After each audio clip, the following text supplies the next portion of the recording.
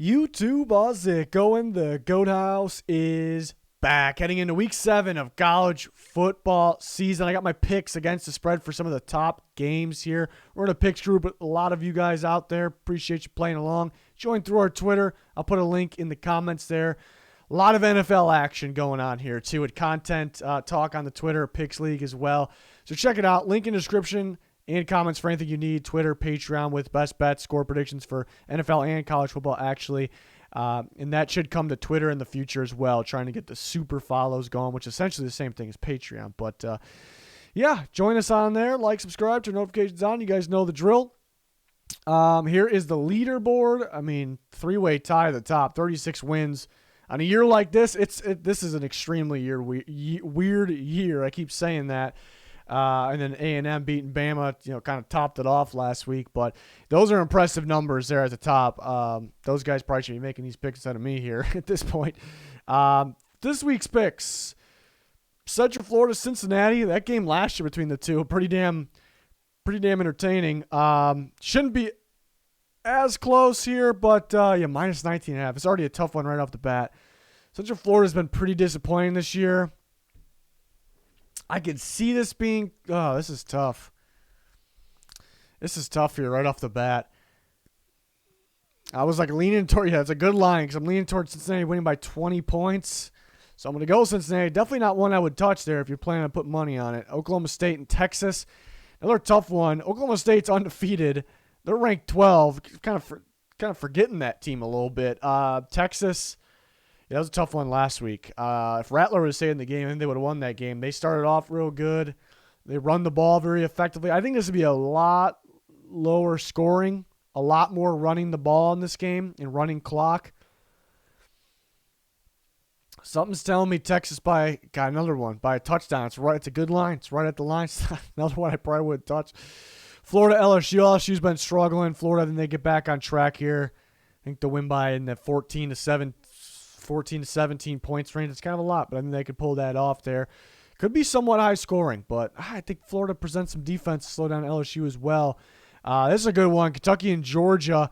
I'm leaning towards Kentucky plus 23.5 because it's a lot of points. Kentucky's getting better every single week. It feels like they're a pretty sneaky good team right now, but mainly they play some pretty good defense. Georgia plays better defense. It's the best defense we've seen in a while.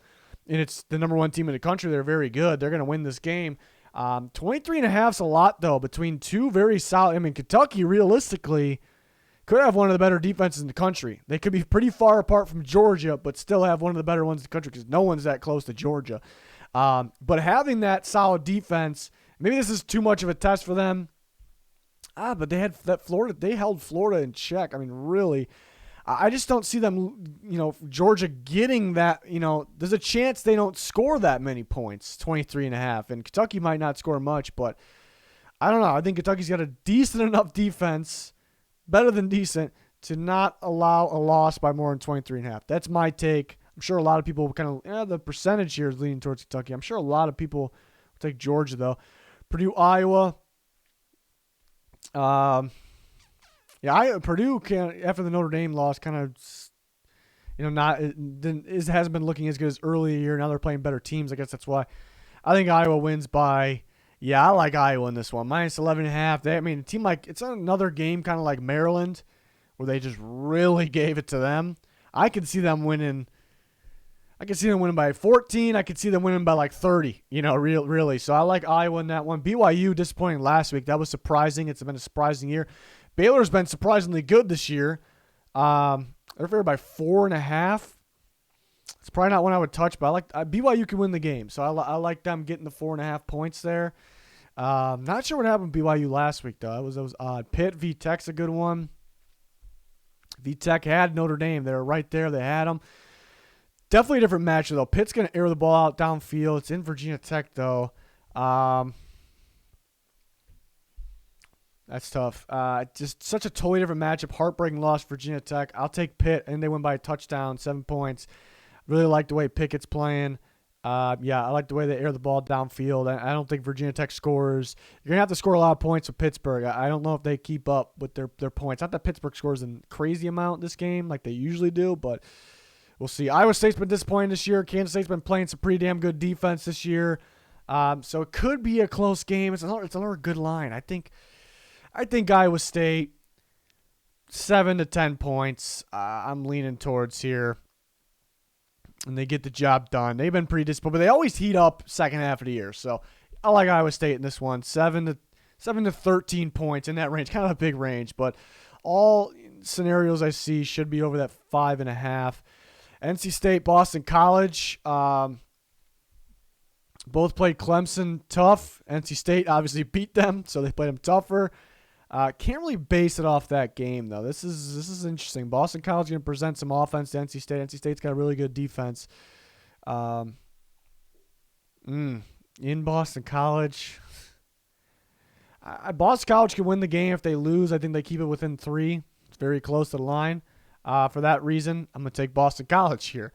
Arizona State, Utah. Arizona State's starting to pick it up. They had a disappointing loss a few weeks ago, and they were a little underwhelming even when winning before that. Since then, they're tearing it up. They're looking good. They're looking like maybe the best team in the Pac-12 here. Utah has been pretty disappointing, but a bounce-back week last week. Pac-12 is weird. Pac-12 is extra weird.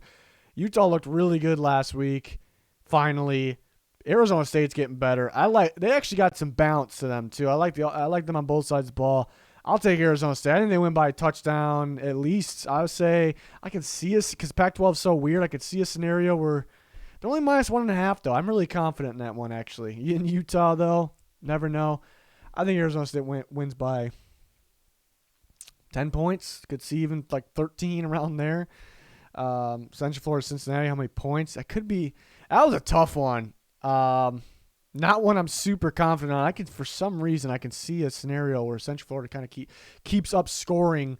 It's just a different matchup than what Cincinnati's seen. They see Notre Dame, who kind of shot themselves in the foot and have struggled scoring on offense. It's just a defensive game. Who's just got the better speed and playmaker? Cincinnati ended up being that and made the least amount of turnovers in that game. This game is just different. It's just straight offense. That's a tough one. I see a lot of scoring in that game. Do we have an over/under if we click preview? I'm very curious right now. I haven't seen any of the lines yet this week. My blind? I'm not seeing the over/under here. It might be in my face. I don't know. Oh, there it is. 57.5. Yeah, it's not one I would touch either because I could see a scenario where Central Florida just struggles to score too because Cincinnati's got a pretty good defense. That's an odd game to predict. Cincinnati's definitely going to score over 30 points. I could see Central Florida getting to that range though.